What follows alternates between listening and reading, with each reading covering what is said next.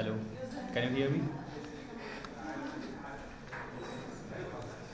Good afternoon to everyone joining us from across the world. I, Shubham Singh, session coordinator of this session X3. It is my privilege to welcome you all to the session X3 of the International Conference on Reimagining and Reclaiming the Knowledge Tradition of Bharat Beyond Boundaries and Definitions. This conference brings together scholars, researchers and thought leaders from diverse backgrounds united by a shared interest in exploring Bharat's vast and profound knowledge traditions. The theme of this conference is both timely and significant, encouraging us to go beyond conventional frameworks and rediscover the depth of wisdom embedded in Bharat's intellectual and cultural heritage.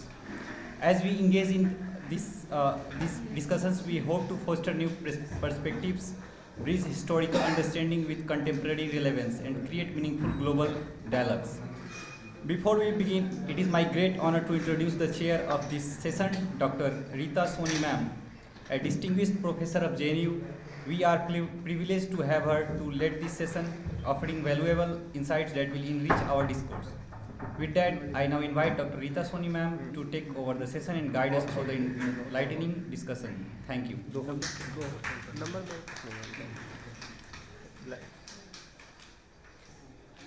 you, Shubham. I am audible, I think.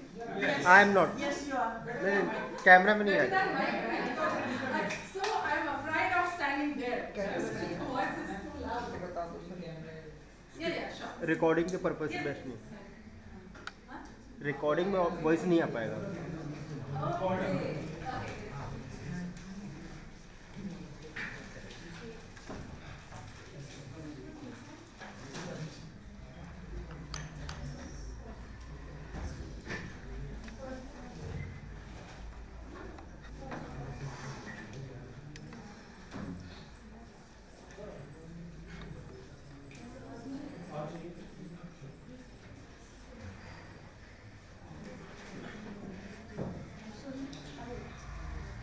So good evening.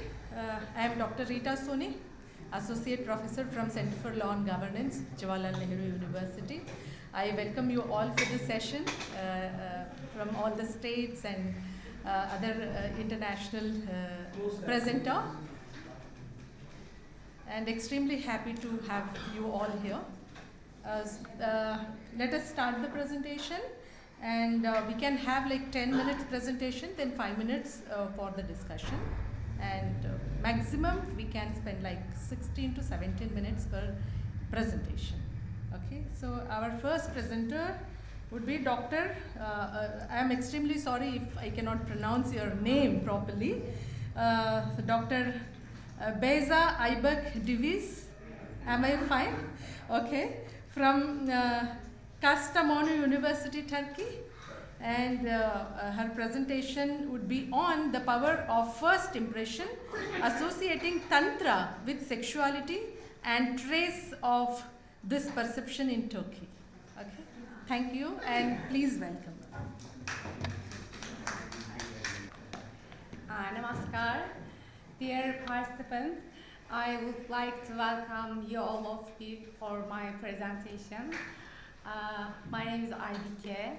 I come from Turkey. Today I will talk about Tantra and Tantrism as important tradition of thought. I will briefly talk about the philosophy of Tantra and discuss the perception of Tantra in Turkey. I would like to share the subject briefly without too much detail.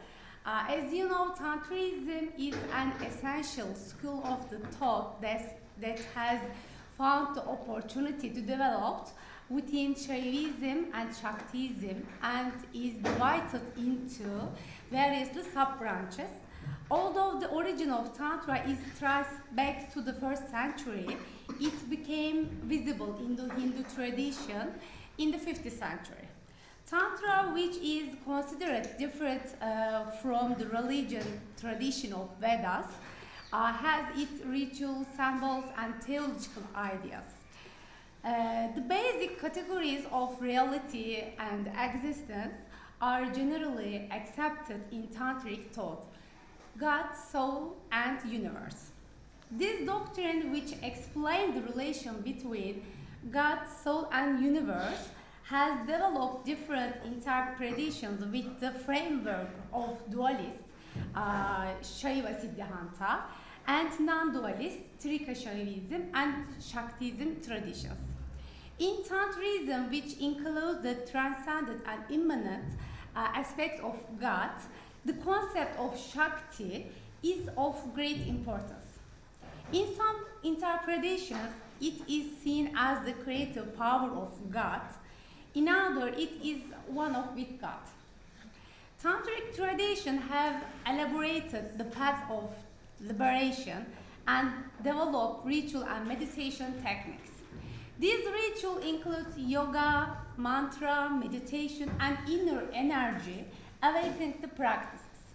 One of the most notable aspects of Tantrism, the practice known as Brahmacharya. Some of these practices, such as the use of banned substances and like sexual ritual, have been adopted by certain sects. These rituals are a small part of Tantrism and are performed only for spiritual transformation. In short, Tantrism is a mystical and philosophical tradition of Hinduism, which brings the unique interpretation to theological issues and includes various practices and spiritual enlightenment. However, the first description of Tantra in the Western world, especially by missionaries and Orientalists, is seen to be sexuality oriented. This, combined with moral attitudes of the Victorian era, led to the association of the Tantra with sexual rituals. However, Tantra is a broad doctrine and complex theological and practical aspect developed within the Shaivis and Shaktis tradition, aiming at spiritual and liberation. Nevertheless, in the West and Turkey, when Tantra is mentioned, it is seen the perception related to sexuality is dominant. The element constituting the perception of Tantra in Turkey can be analyzed under the three headlines. These are academic studies, popular books, and the social media platforms. There are two direct studies on Tantra in Turkey.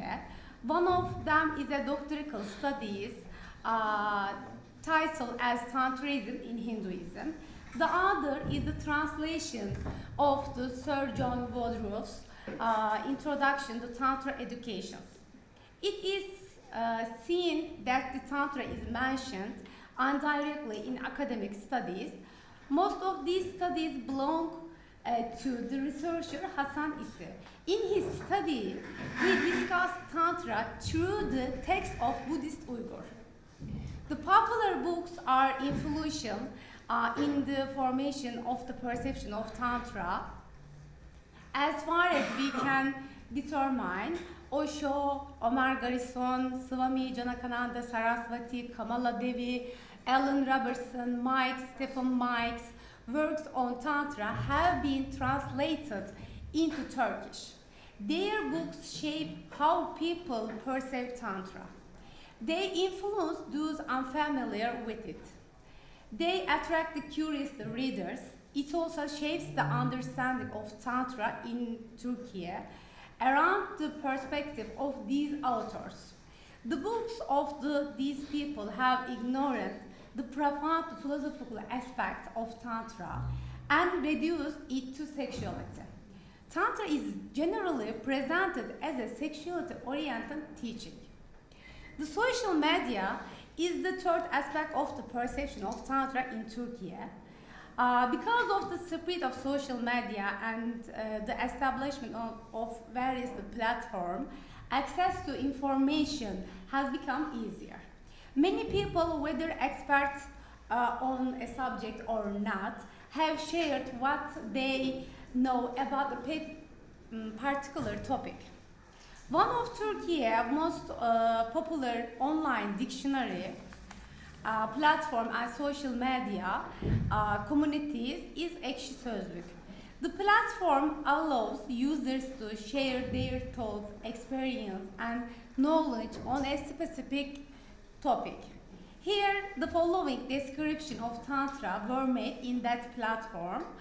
Tantra is a branch of Hinduism. It holds that the best and quickest way to eliminate desires is to satiate them rather than resist them. Worshipful doctrine. Tantra is called sacred sexuality. Tantra means technique and method. There are also many websites where Tantra is associated with sexuality. For example, in a blog on good sleep, Tantra is associated with sexuality. Tantric sex is described as a practice that aims to create a more profound commitment and intimacy between the partners. Another blog explains how Tantra's philosophy combines the sexuality and spirituality. By introducing the basic principles of Tantra, it offered the practical application suggesting to make individual sexual experience more profound and more meaningful. Some centers directly associate the Tantra with sexuality. The most well-known is the Shakti House Center, founded by Rose Soul. This center aimed to provide the service for women in the personal and spiritual development. In this direction, Shakti House blends Tantra with a modern perspective, as you know, Neo-Tantra, and treats the sexuality as a natural and sacred experience. Finally, I will talk about two non-governmental organizations working on sexual health, because the civil society organization present Tantra as a sexual technique. They write articles on this subject and they also participate in various television programs. On the website of this association, Tantra is defined as an Indian origin teaching that offers various techniques for controlling and directing sexual energy.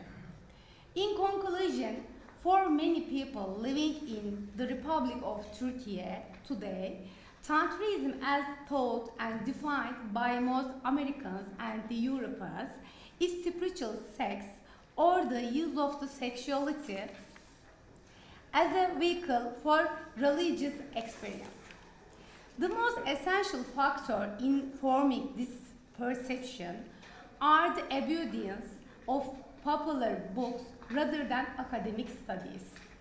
In addition, the influence of the technology and social media as a necessary element of our lives cannot be denied. In many national websites, non-governmental organizations, and digital platforms, Tantra is seen as the equivalent to sexuality.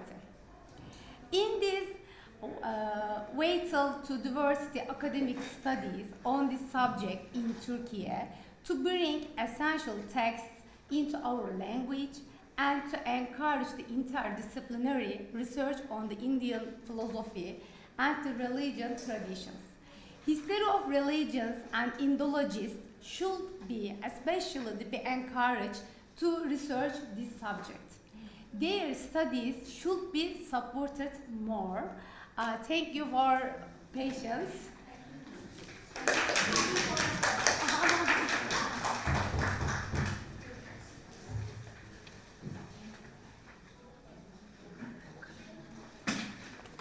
Thank you very much, Dr.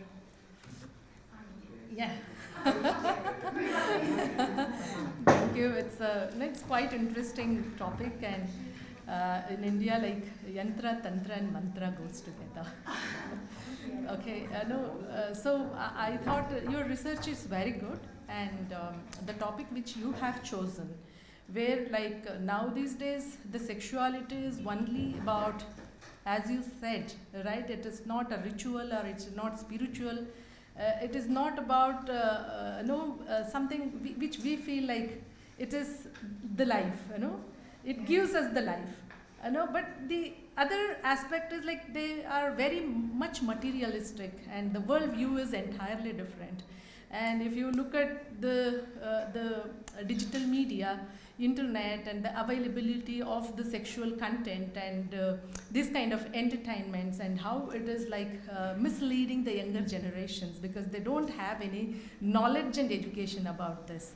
But in ancient India, they had this education from the initial stages in Gurukulas. They were like, it was part of the spiritual aspect of the life. And when the life is going ahead and the world is going ahead and we are also taking this aspect ahead, and there is no meaning at all. So these kind of research are very much important, and the way you have taken the framework and the comparison and different entities and how they are looking at it, and what should be the perception. And I think in future you are going to we are curious to learn about. I hope this is your PhD thesis, or are you writing something on this, or how is it? I finished my PhD. Okay. I studied on Tantra.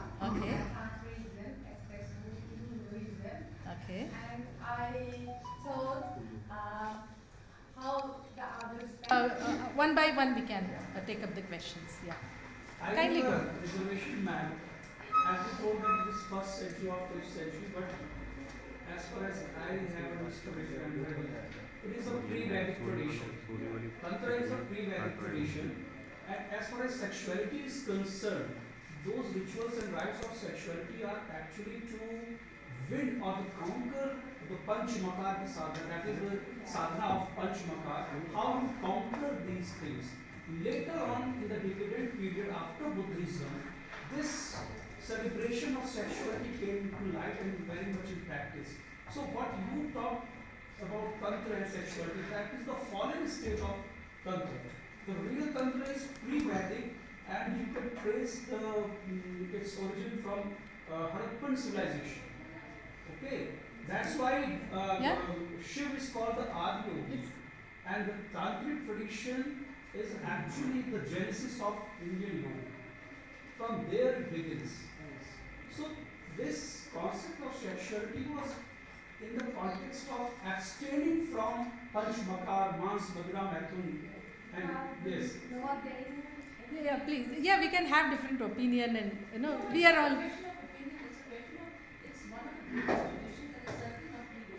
That's one of the theories. Just like you, very superficial, just like you go to Khatrao and say, oh, it's also Yes. The it's discussions. Not just sexuality, Yeah. it's something else is there. That is Because different if you science. look at the Chandogya tradition, erotic is part of Brahman. What are you talking about? It's part of Brahman. Yes. Absolutely. Yeah, so the question is not Absolutely. we have a certain approach, Asian approach to these things. We don't make an issue of it. We know what the limits are. Definitely. So that Yeah. is Means. Definitely. Yeah, please. Basically, in Tantra, we see there are two folds by which we can understand Tantra. One is the practitioner fold, and another is the scholastic fold. So right now we are contesting the scholastic fold. We are not considering the practitioner one, where we always talk about Tanu Vistar Iti Tantra. Yes. So it talks always about the skin, the material skin which we have, and to go beyond that. So that is basically the Tantra which we are talking and about. that's like there are 14 different meanings of that. Absolutely. So you can't just talk It depends on the person who is conducting the research, the theory, then approach, how they want to take it ahead. We can have a discussion about it, and it's very good to have this kind of inputs. Any more questions? Yeah, please.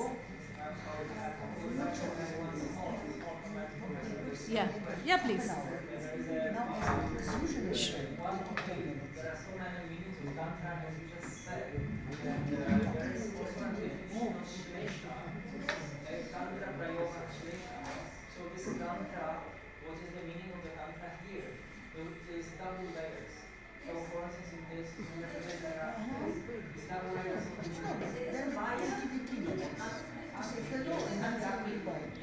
You can have, okay, later on. Thank you very much for different opinion, and our next presenter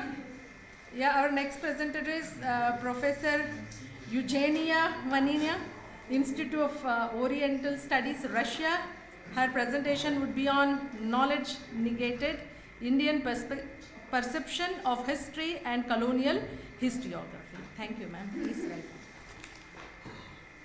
Namaskar, thank you, Madam Chairperson, dear colleagues. My topic will deal with something different from the previous one. But at the same time, I'm really glad that this conference, and I was given an opportunity to speak at the conference organized by the Center of Social Exclusion. Because in the topic of my paper, there is one of the most vivid example of not social, but civilizational exclusion.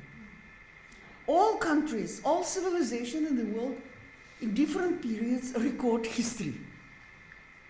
It is done by all civilizations. India is not different in that matter.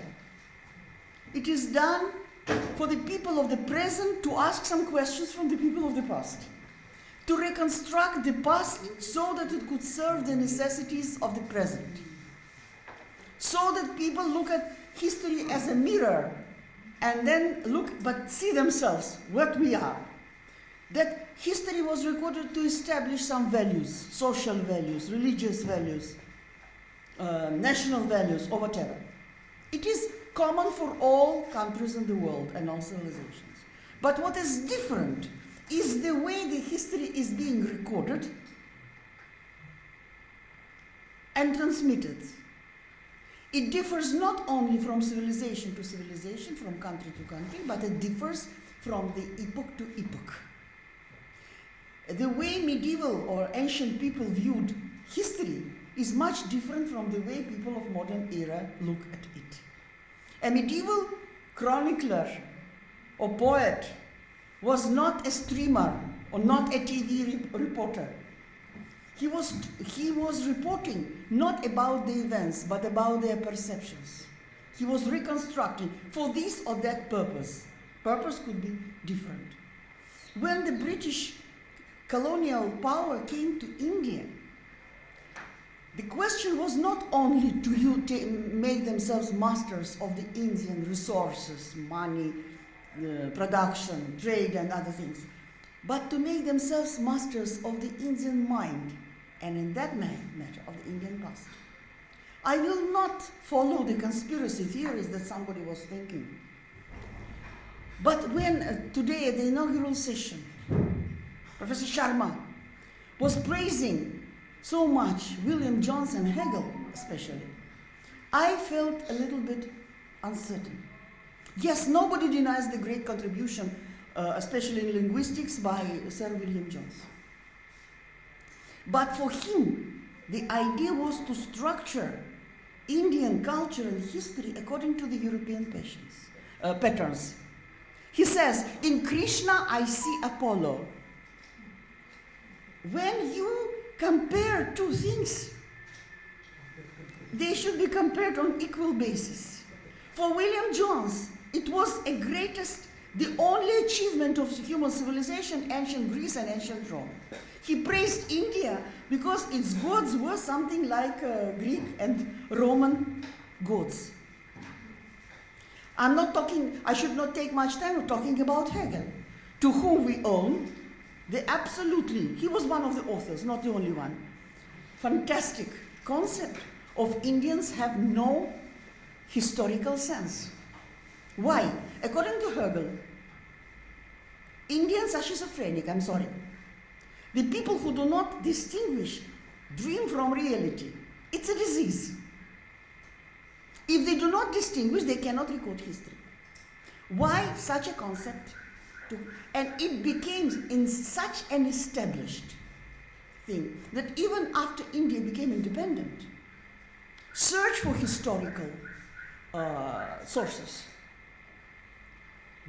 has gone on very slowly and not always successfully. I am a medievalist historian myself. I had a kind of joke with my Indian colleagues. I asked them, you just make me blindfolded. Bring any book on medieval history of India. And I will definitely quote a passage about the paucity of historical records. And I said, no, I would not know who is the author and what is the book. And then I will find that foreign sources will occupy in the bibliography more space than the Indian sources. I claim, maybe you will consider me too harsh, that, for example, pre-colonial Indian history is the less historically substantiated history in the world. In any country in the world, including mine, if a new source of medieval, say, ancient or medieval history is discovered, that will be a sensation.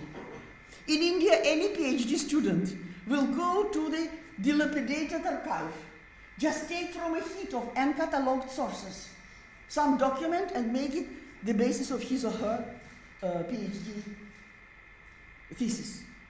It is not because the Indians are so lazy and they are not interested in their country. It is not. But because their parents and grandparents have been imbibed by colonial education, that India has no sense of history and never recorded. And whatever Indian has written about their history, in ancient times, in early medieval times, in late medieval times, it is just myth. Mythology. That, remember the wonderful story of Colonel James Todd. Colonel James Todd goes to Rajputana and writes his book, Annals and Antiquities of Rajasthan, based upon local histories, which he researched upon with the help of local people. He did not know much of languages. So he narrates the history of principal Rajput states, Rajput principalities. There could be mistakes in his interpretations because he was not a local. But his book in Great Britain and in Europe was an effect of bomb blast. What Todd was criticized for? For believing local histories. Indians cannot be trusted when they're talking about their past. How could he believe? Many years, decades after his death, his book has been re-edited, republished, with a huge introduction by Rawlinson, more than 100 pages. Ever heard that a person is not living?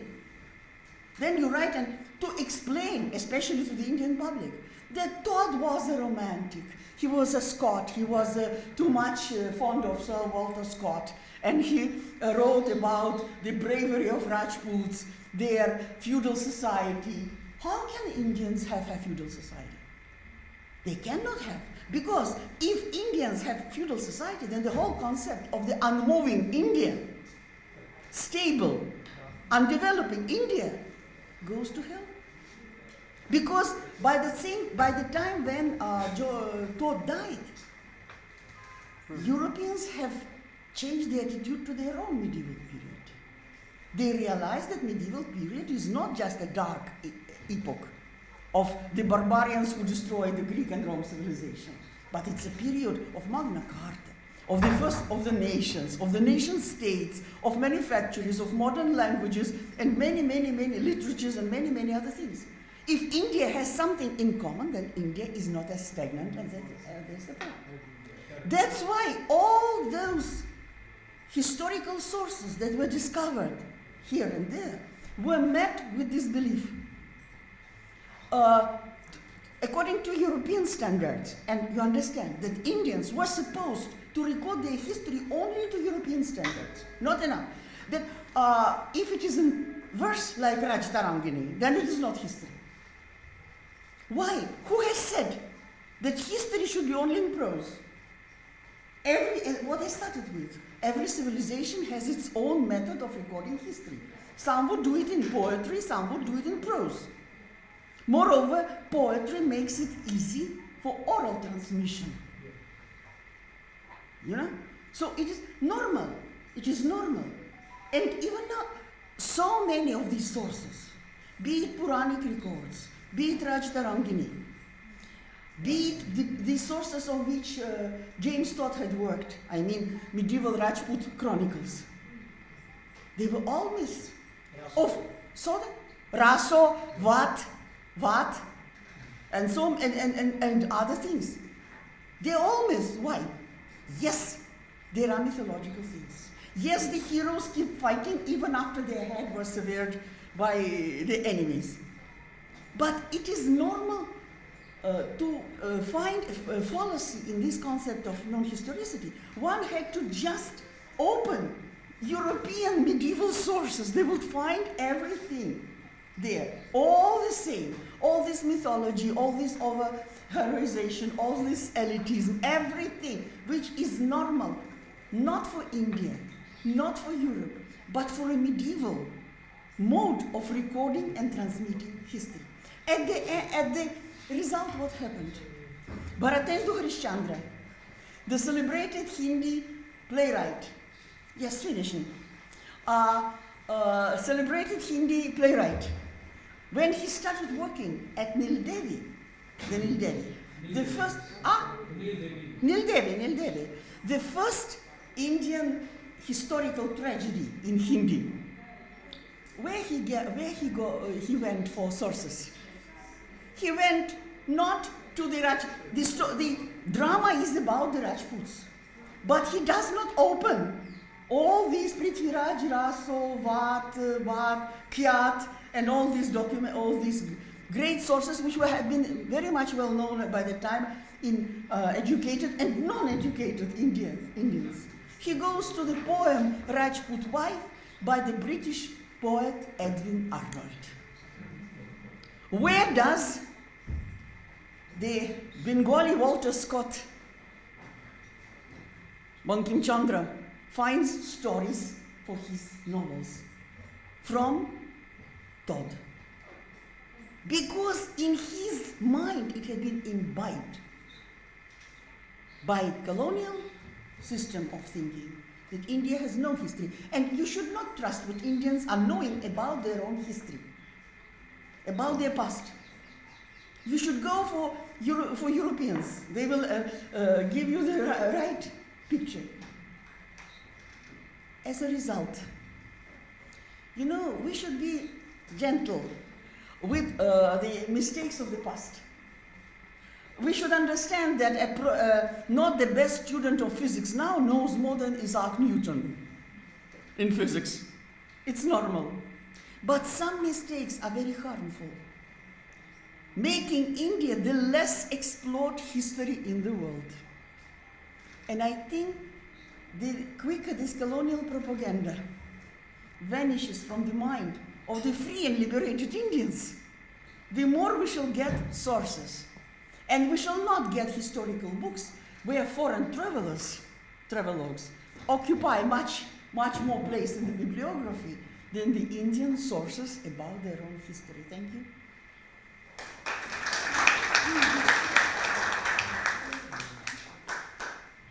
Yes. Oh, so I was thinking, what is this thing? Yeah, you can stand it. Sure. And thank you very much. It was just wonderful and mind-blowing facts, actually. And as Kapil Kapoor says, is that our research should be free from Western theories and always we feed Indian data. We use Western theories and we feed Indian data to analyze our facts. And knowledge production is very much important, as you rightly mentioned, ma'am. If we browse from Google or if you read from the textbook, primary school textbook also, who discovered India? Vasco da Gama. Right? As a Russian, I object. My compatriot Afanasy Nikitin visited India 25 years before Vasco da Gama. Yeah, that is right, but that is what the colonial mindset and that is what we reflect here. Now also A for apple, B for ball, C for cat and U for unicorn. Unicorn we haven't said, and even children cannot understand what exactly it is. Where in India we have different flavors, we can bring our own chart, but we totally depend on them to learn the basic education also. So really it was a wonderful. There was a question, I think. Any questions? Any questions? I have a question. Yes. I think what's the right actually? Because so much information we have in India actually. We didn't like it. We're expecting only from the foreign countries and everything else. Even German also published a paper on foreign Germans. Why? So many Indians are saying when people spoke of everything, the chance is so much higher. We are Indian Germans. So You know what? And we get funds from ICSS. Yes. I'll tell you what I did once. Research and we publish paper in Springer and we cannot buy. right? Even a library, 13,000, 20,000, and list of, they all the publishing houses put cases on us that these people are xeroxing, taking copies, and we generate that knowledge, and we sell it for the best price, and there is no result. May I have 1 second? I'll tell you what I did once. मैंने एक बदमाशी की थी. I made a trick.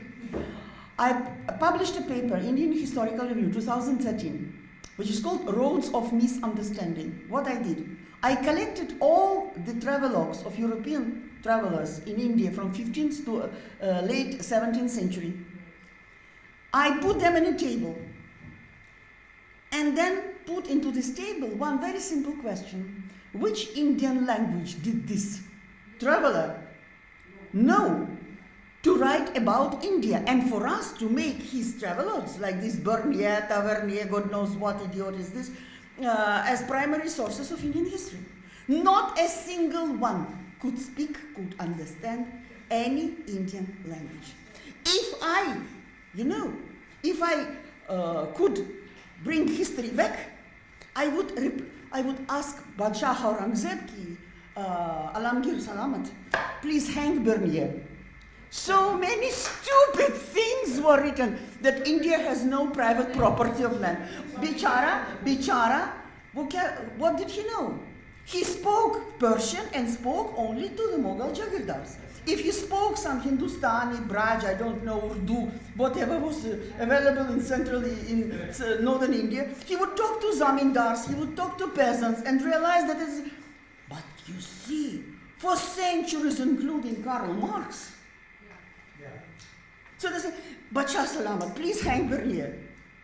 Spare us. We have to decolonialize ourselves and then colonize our mind. I said, Bacha Salamat, please. That Mr. Tavernier was fantastic. The Hindus are so poor, the Hindu craftsmen are so poor that they do not know the taste of meat. Thank you, sir. We have to blame ourselves. Our historians, they U-turn, actually, they have to actually, and we have to come back. So you have to understand the importance of India. It's a civilization, yes, it's one thing. A civilization must have their own self-reflection. And it is here. Why I said about exclusion. Approach for the same. So if we take the idea of how the nimish, the smallest unit of time, with which we talk about the changing, the nimish, which is the blinking of a human eye, ranging that to the blinking of a Brahma's eye. I have mentioned Brahma's eye here. So we have Brahma's eye that is understood, could be understood as one universe, blinking of one Brahma eye. So, but that can be, so when we talk about the idea of nimish, which is the changing of the view when we have our eyes closed and then open it again. So that is not the perspective changing, not the paridrishya that changes, but the drishya itself or the existence itself that changes, because we are trying to understand the human eye as the Brahma's eye and eventually the Vishnu's eye that we talk about as existence of different multiverses that I come to, and I try to prove that sort of analytically through a couple of let's say incidents from the Mahabharata. So we take the example of moralities. In the world of moralities, we travel so fast that the basic principles of physics that we talk about, if we travel faster than light, we'll be able to travel to a different universe.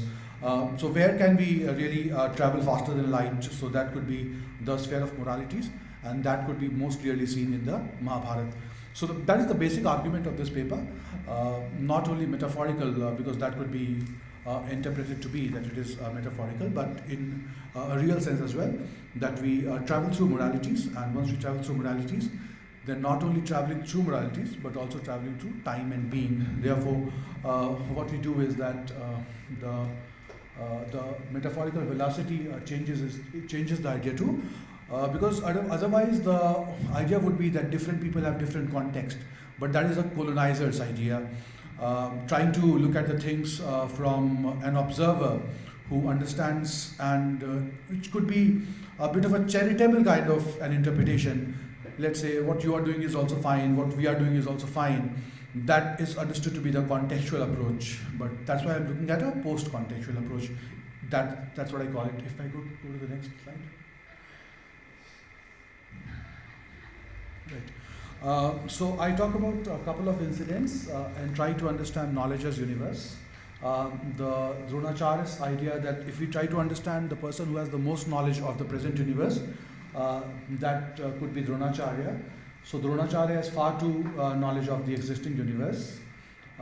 That's why he fails to understand that Ashwatthama and death are antithetical.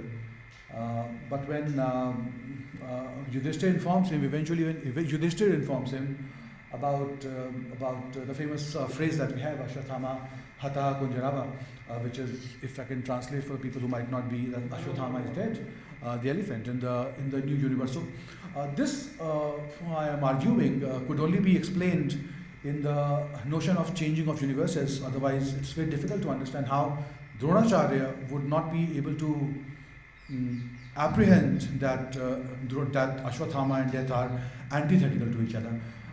This can also be understood that what is said about Mahabharata is that being is only understood through the non-being. So herein, Yudhishthira's understanding of truth could only be complete in this episode, where he explores the world of untruth when he utters Ashwatthama Hatha Kunjarava. That is where he also explores the world of untruth. He wouldn't have explored the world of untruth, he wouldn't have been able to understand truth completely. For a colonizer, it would be just a convenient, practical, pragmatic decision taken by Yudhishthira, which I am contending against. I am saying no, it is not a convenient decision. That is the correct decision taken by Yudhishthira, that we can only understand through the understanding of different universes through which he travels to take that decision. I go to the next slide where I use the term morality to explain this yet again. So Dronacharya is a tutor of Dharma, probably the best tutor of Dharma, but that is Dronacharya in one universe. Dronacharya in another universe is a follower of Artha, and that is why he is fighting against Dharma. That is the only way, I would say, to explain these happenings in the Mahabharata. Otherwise, the Gita is taken as much like a preamble to the Mahabharata, and once Gita was translated by William Jones, I think was the most popular translation, probably in 1785. That was the bestseller, through which the Western eyes, I didn't want to use that, but really to use that rhetoric here, that is how Gita is, that is how Mahabharata is understood to be. That it is action, inaction, convenient, practical decisions, but I am contending rather strongly now that this is not the way that it should be understood. So the morality is understood as one universe. In the first universe, natural laws guide that Arjun should not be picking up arms. But then the universe itself changes, and that is why in the second universe, first universe, Drona is a follower of Dharma. In the second universe, Drona is a follower of Artha, and in the second universe, Arjun kills Drona and Bhishma. So these, one is that in different avatars are different yugas. So that can be different cosmological formations. But within the same avatar, within being Krishna also, we can see that how Krishna is responsible to see the transitions which is happening through universes in the example that I have taken before. And for that we use that term that the physicists have to use every time to explain the multiverses. So one universe is where dimensions are there. In the another universe, dimensions also have to be changing. So it is inter-universal in being extra dimension. Yes. So I come to the if I can come to the next slide of Prakritika Pralaya. So this is another way to explain universes about how the universe gets. The Mahashivratri was the other day, and we were thinking about all of these ideas, how universe gets expanded and gets contracted. That we are calling as Prakritika Pralaya. I would have wanted to go ahead to explain this, but I've explained two, so I'm a little satisfied with that, and I've been given this chit, so I'll go to the next slide, and probably in the break or something. So I give we take two instances of the same, of the change of the universes, because the cosmic laws are changing, and that is how we understand the dimensions of how lives are changing. So that is how we understand that the cosmological formations of multiverses come in, which is my concluding argument for today. About Bhishma, who is understood to be death at will, but taking the framework of Mahabharata, that death can only be understood through life, and life can only be understood through death. So knowing that by not dying, Bhishma would have to feel death. After he gets defeated by Arjuna, he knows that he is not going to die. So that is how he understands death, or death at will. That is juxtaposition of death as consolidating the self in the Bhishma's case. And then to contrast that, we take Parikshit's example. Arjun's grandson Parikshit, who is killed by Ashwatthama, but that self is getting consolidated through being in a state which is bereft of life. So at a point in time, like Bhishma experiences death only by being alive, Parikshit experiences life only by experiencing death in that case. In the last slide, like we saw, that Yudhishthir would know the complete idea of truth, or he is the Dharmaraj, because he also utters a lie. Otherwise, there is no other explanation that can be made, perhaps. Correct. So I don't know if I have time to explain these. So that these are but these are my concluding arguments. If I could read the second one without really breaching the time. If for lack of even a singular sense of consciousness, no universe would be comprehensible in any case. So there are different consciousnesses through which you can understand. So the transition of consciousnesses, that is the simplest way to understand the happenings of the Mahabharata, that the consciousnesses we get transited to that. Right, and then the the idea of Antahasti Prarambha is something that we already know about. So there could be probably another universe. I'll be continuing this presentation, but in this universe, I have to be concluding this presentation. Thank you very much. Realize this because Yudhishthir learns the idea of dharma. So the tutor of dharma is not the best practitioner of dharma. He is the tutor of dharma, but not the best practitioner of dharma. But he teaches dharma to Yudhishthir. Yudhishthir becomes the best practitioner of dharma. Now, we will say, we would like to contend that he is not the tutor of dharma, Drona is not the tutor of dharma, because he follows Artha at the time of Mahabharata. So that is what the being and the performance, the dichotomy, because of which we think that he is not the tutor of dharma, is what I have argued against. What you're saying is, I understand that completely, but that is what brings me to this kind of a question that how will we then he's just a convenient person, because then he, as per, if that is the argument, that then Drona is like a very popular Bollywood villain. He takes away but that is not the way I would say to understand Drona, and that is why I'm talking about this. He takes away the thumb of Eklavya and so on. So how do you compare with Krishna and Karna? How do you compare in the context of Dharma? How do you? Drona, we're not talking about. Thank you. Namaskar. Good afternoon, everyone.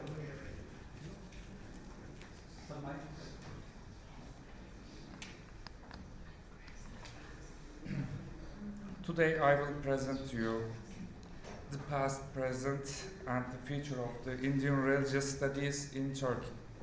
My study examines the evolution of the Indian religions within Turkish academia and the significant contribution made in this field. Indian religions, including Hinduism, Buddhism, Jainism, and Sikhism, are profound traditions that have not only shaped the cultural and intellectual heritage of India, but have also had a global impact. In Turkey, interest in these religions has evolved from an exotic curiosity during the Ottoman period to systematic academic research in modern times. In my presentation, I will discuss the early studies during Ottoman period. Then I will explore how this field became institutions during the Republican era and the current state of research. Finally, I will offer some insight into the future of Indian religious studies in Turkey.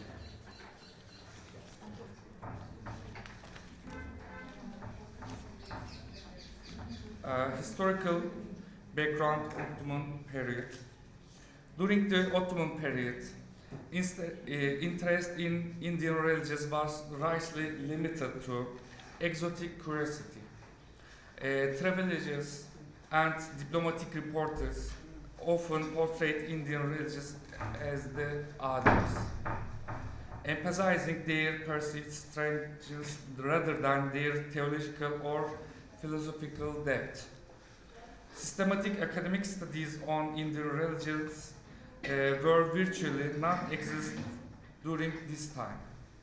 However, some early Islamic works, particularly those of al-Biruni, provided valuable insights into Indian religions and laid the groundwork for later studies. Al-Biruni, an 11th century scholar of Turkish origin, was born in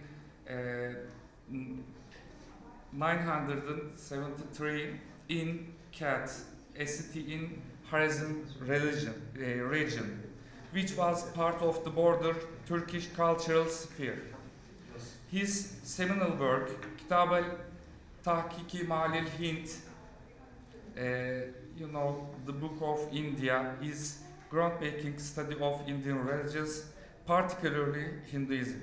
Al-Biruni learned Sanskrit to access primary text directly and engage with Indian scholars to gain a deeper understanding of their religious and philosophical system.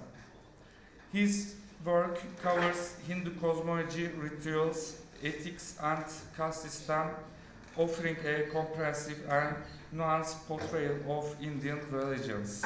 Al-Biruni's methodology was revolutionary.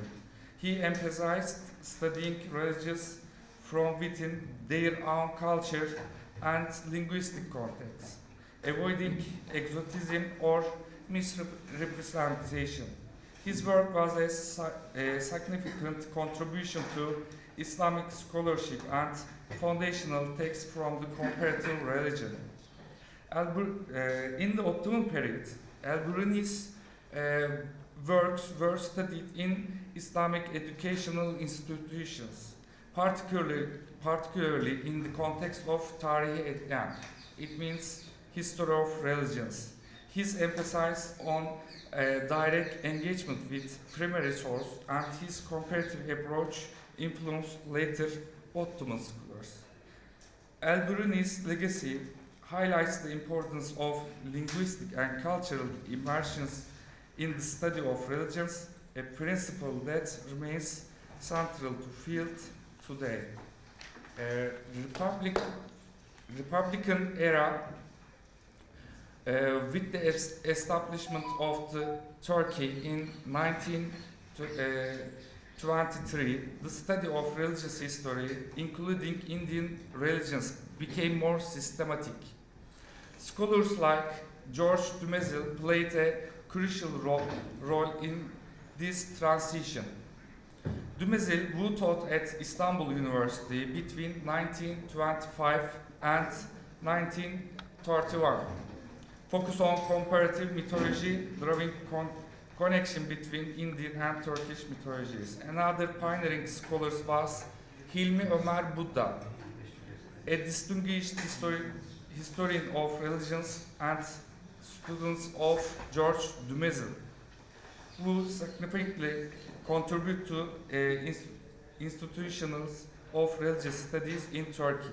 He played a crucial role in establishing the academy study of non-Abrahamic religions, particularly Indian and Buddhist traditions,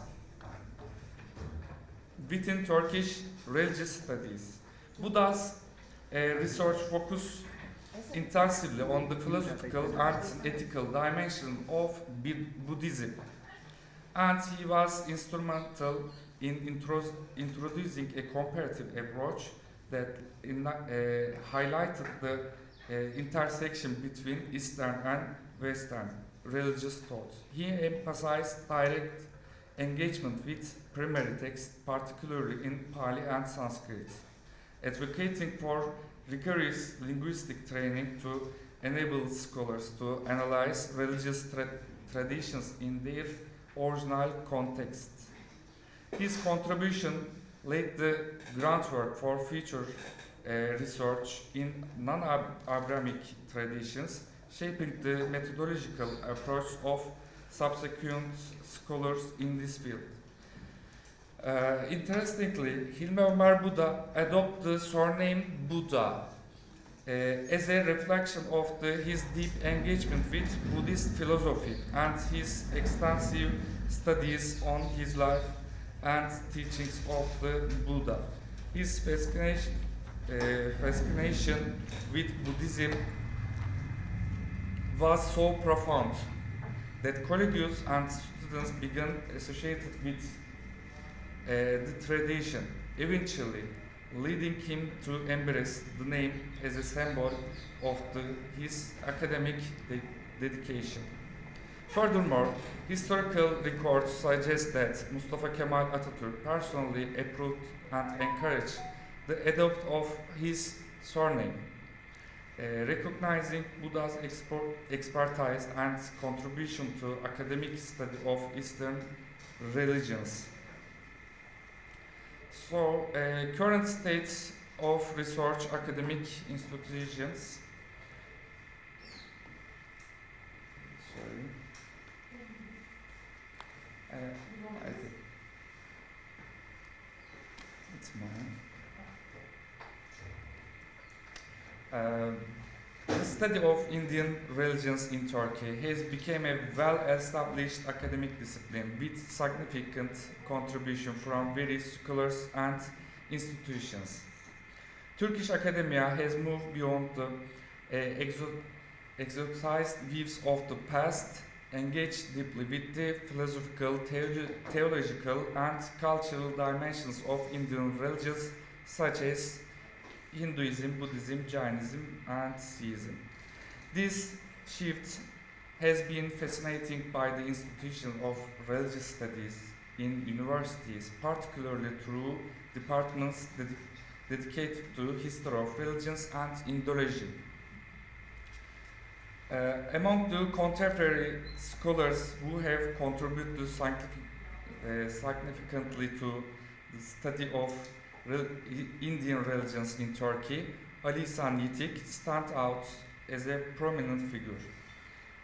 His research on karma and reincarnation in Indian origin religions has provided a comparative framework for analyzing these concepts in the relation to Islamic theology. His dissertation, The Belief in Karma in Religions of Indian Origins and its Relationship with the Belief in Reincarnation, completed in 1992,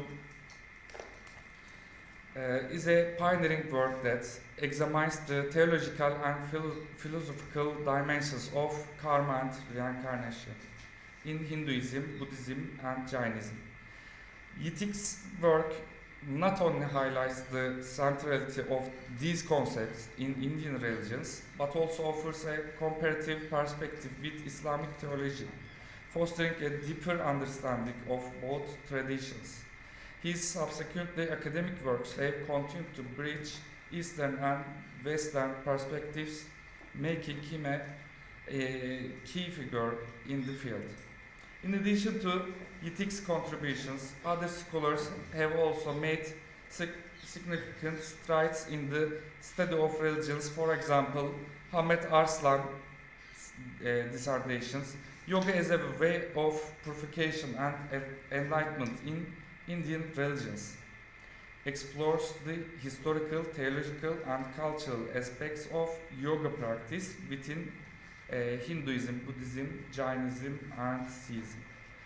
Aslan's work provides a comprehensive analysis of how yoga contributes to spiritual purification and enlightenment, offering valuable insights into the religious and cultural dimensions of this practice. Another notable contribution to Cemil Kutluturk's dissertation, Doctrine of Avatara in Hinduism, which investigates the historical and theological dimensions of the Avatar doctrine, a central concept in Hinduism. Kutluturk's works trace the development of Avatar beliefs in sacred texts such as Vedas, epics, and Puranas, emphasizing their role in unifying diverse religious and cultural currents within Hinduism.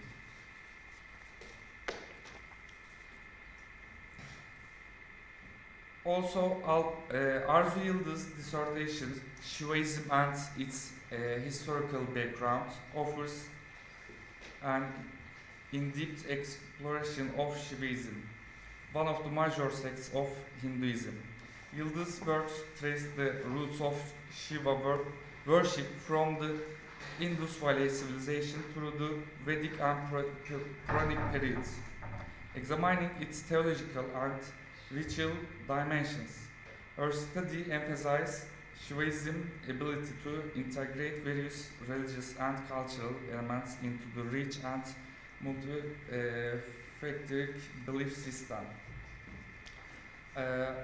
Also, Beyza, Aybike, Deveci research on Tantrism in Hinduism. The field has also seen significant progress in the translation of primary text. Scholars have translated keywords such as Bhagavad Gita, Upanishads, and Rig Veda into Turkish, making these foundational texts accessible to Turkish readers. The future of the field, looking ahead, we can expect Indian religious studies in Turkey to become even more interdisciplinary. Collaborations with fields such as anthropology, philosophy, and literature will likely provide a more comprehensive understanding of these traditions. Additionally, the continued translation of classical texts into Turkish will make Indian religious literature more accessible, fostering greater interest and awareness among a broader audience. These efforts will not only enrich academic research but also contribute a deeper cultural appreciation of Indian religions in Turkey. Conclusions. In today's presentation, I have traced the historical development of Indian religious studies in Turkey from the earlier curiosity of the Ottoman period to institution of the field during Republic era and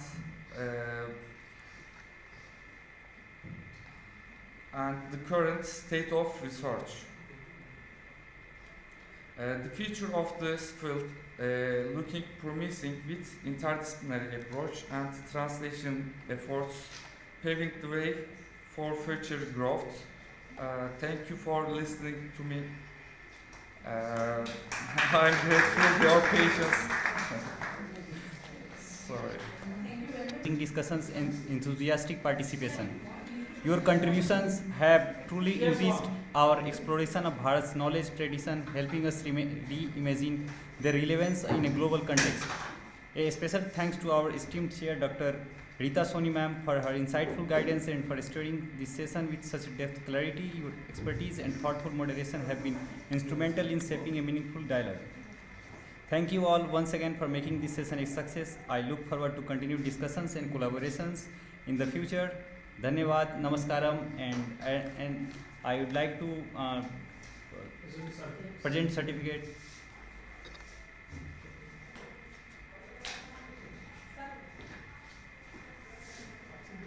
Beyza, Aybike, Deveci.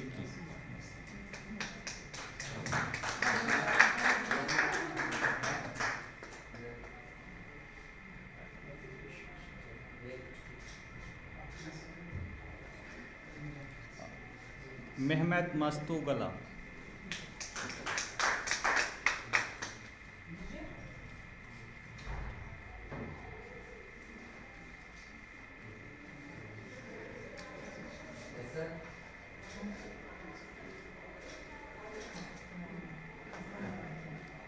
Sri Ram Pandeya.